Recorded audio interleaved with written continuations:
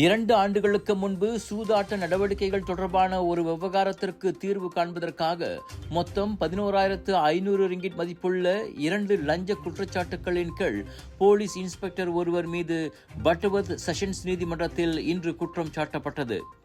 நீதிபதி ஜுல் ஹஸ்மி அப்துல்லா முன்னிலையில் குற்றம் சாட்டப்பட்ட 39 வயதான முகமது ஃபிர்டௌஸ் கமால் தனக்கு எதிரான 2 குற்றச்சாட்டுகளையும் மறுத்தார்.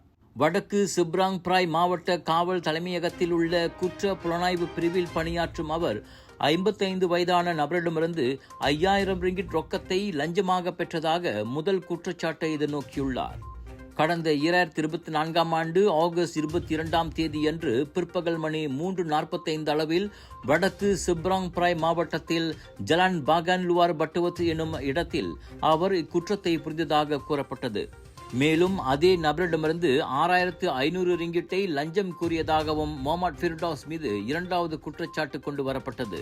2009 ஆண்டின் மலேசிய ஊழல் தடுப்பு ஆணைய சட்டத்தின் 17 உட்பிரிவு ஏ மற்றும் அதே சட்டத்தின் பிரிவு 16 உட்பிரிவு ஏ உட்பிரிவு பி ஆகியவற்றின் கீழ் அவர் மீது குற்றம் சாட்டப்பட்டன. சமையலுக்கு நேரம் இல்லையா? இதோ செஃப் ஈஜி ப்ராடக்ட்ஸ். சைவமும் அசைவமும் சூடு செய்து சாப்பிட தயாரான வீட்டு சுவை. ரூம் டெம்பரேச்சரில் பாதுகாப்பாக வைக்கும் நம்பகமான உணவு. எந்த ரசாயனமும் இல்லை, எந்த பதப்படுத்தும் மருந்தும் இல்லை. ஷாப்பி, லசாடா, டிக்டாக் எங்களின் அதிகாரப்பூர்வ அகப்பக்கத்தில் இன்றை வாங்குங்கள். செஃப் ஈஜி ப்ராடக்ட்ஸ், வீட்டு சுவை உங்கள் ஓட்டத்தில். விலையோ மலிவு, செலவோ குறைவு, தரமோ உயர்வு, மனமோ நிறைவு. மக்களின் தேர்வு என்ரிகோஸ் முழு ஆடை சத்துள்ள பால்மாவு.